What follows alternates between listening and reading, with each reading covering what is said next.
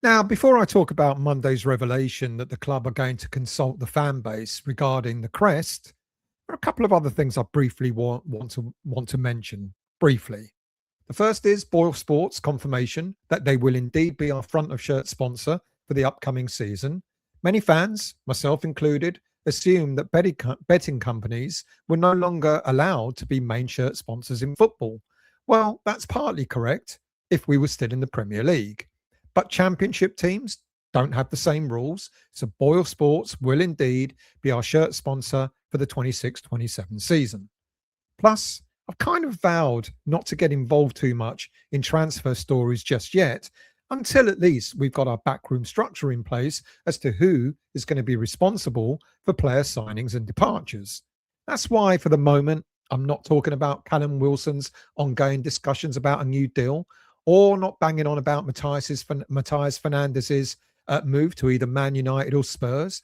And I especially didn't want to cover the story about Jared Bowen going to Aston Villa. Now, ironically, having said I don't want to talk about these things, I have done videos about all of these in the past few weeks. I suggested that Callum Wilson is likely to stay if the terms of a new contract suit him, that Fernandez and now Somerville, that he's out of the World Cup, commiserations, will only leave West Ham if clubs who are interested are willing to agree to the valuations we've set on each player. And I stated several weeks ago, actually back on that, apparently, according to the BBC today, Man United are about to make a bid. But again, it's not going to be to the valuation that we want. Anyway, and I also stated several weeks ago that Jared Bowen is staying at West Ham, and that's how it's panning out. Now, no sooner did we see the TalkSport host state that he's going to Aston Villa, that by the end of the day, we had a club insider categorically state that he's staying. Anyway, let me get on to the reason for today's show. And it is all about the Crest. Or is it? Before I crack on, if you're new to this channel, if it's the first time you're watching the West Ham Voice, or if you've watched the channel before but yet to subscribe, a QR code has appeared in the top corner. All you got to do is click on that, takes you to the subscription page. Subscription is free of charge. If you enjoy the content, why not become a subscriber? Anyway, in the video I did about regime change only the other day and a shift of power from David Sullivan to Daniel Kretinsky, I suggested that this week would be the week we finally start to see the direction that West Ham intends to take under this new leadership. And whilst we're waiting for some kind of bigger news, I actually think that on Monday, we've had something that could prove to be just as significant. Now, before anyone clicks on the comments and says, hang on a minute, it's only a badge, I don't think the story of fan consultation about our future Crest is only about the badge itself. In fact, I think the badge, in a way, as important as it is kind of irrelevant. Because what Monday's announcement really tells us is something much bigger is happening. It tells us West Ham intends to run this football club from a very different point of view. Not just what happens in the transfer window and not just what happens on the pitch, but how things are happening behind the scenes as well. And for me, this could be the first real sign that Daniel Kretinsky's era is beginning to emerge. Now, ever since David Sullivan stepped away and Karen Brady departed, supporters have been kind of asking, well, what's change going to look like? How are we going to see change in this club? Because changing names on an organisational chart in the boardroom doesn't automatically mean that the club is changing. But the announcement of a consultation over our Crest kind of doesn't answer everything, but it gives us a sense of direction. It gives us an indication of how this club wants to do its business in the future. And let's be honest, the announcement of a consultation over our Crest kind of, as I've just said, isn't really about the Crest itself. West Ham, they could have gone out, they could have commissioned a design company, presented supporters with an idea, released a slick promotional video and told everyone, there you go, there's your new badge. Football clubs have done that. They've done exactly that. But West Ham has chosen a completely different path, a completely different approach. What they're saying is, we're not going to decide anything, we're not going to design anything, and we're not going to approve anything without you having a say. Now, that immediately feels different. Now, when I read the club's statement on this issue, I was also trying to read between the lines because the wording was quite interesting. The consultation begins with the fan advisory board. If they believe there's enough appetite, it then moves on to the thousands of supporters, season ticket holders, claret members, regular match going supporters. Concepts will then be produced. The concepts will then go back to the supporters who will then put a vote on it. And only then, if supporters want change, does it happen. But that's going to take time, and the change won't come into effect until the 28-29 season. That tells me something else. The club's not trying to rush this. They're trying to build consensus. They're trying to engage with the supporters. And they're giving us a deadline. Unlike the previous regime, where they would promise to look into things and then go back to square one again at the next fan advisory board meeting. The current Crest arrived alongside the move to the London Stadium, and it will always be a reminder of the Gold, Sullivan and Brady era, as well as the painful reminder of moving from the Boleyn to the London Stadium itself. And many supporters felt it represented the beginning of an era that kind of gradually disconnected the club from its roots.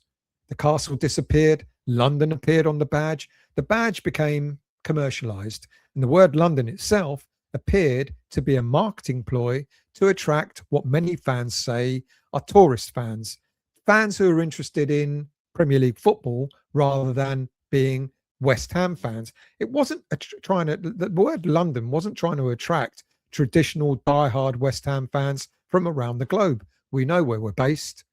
But the biggest criticism wasn't necessarily the badge itself, but it was that supporters didn't feel involved in the process. Fast forward 10 years, and West Ham now seem determined not to repeat that same mistake. For all intent and purposes, this is a charm offensive, but I don't mean that in a negative way. Every new ownership has to build trust.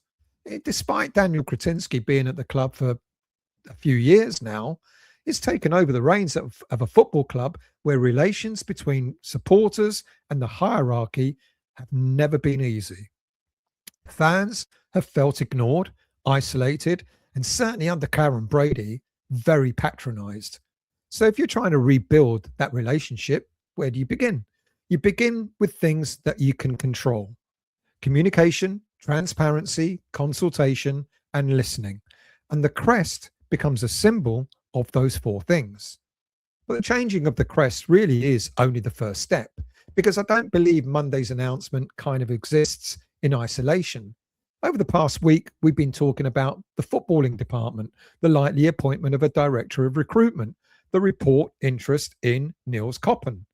Whether it ends up being him or someone else isn't really the point. The point is West Ham are restructuring. They appear to be moving away from individuals, away from personalities, towards a system instead, towards a more footballing operation, towards longer term planning. Successful clubs don't rely on one person making every decision. It seems to be exactly what West Ham are trying not to do now. They're trying to be inclusive. Gone are the days, hopefully for good, that David Sullivan is the only one that decides on which player we buy and sell. And we know that gone are the days where Karen Brady seems to be the only voice in how the future of this club is shaping up. But along with the things that are within the club's power to fix, such as the crest, such as our player recruitment process, such as the way we go about our business, there's one other big issue that we're going to need to address at some point, and that's the London Stadium. So it's going to be interesting because the fan advisory board have for a long time been talking about the stadium atmosphere, the match day experience, the way tickets are sold, the distance from the pitch to the supporters, the wall between home and away fans, standing areas, family zones. They've all been debated for almost a decade, but Karen Brady has held everything at arm's length. Now, this is a genuine thing. It's got to be the next thing that's going to have to be discussed between fans and the club. All great doing the crest, but what about something that's not totally within our control. And the London Stadium, because we don't own it, is totally not within our control.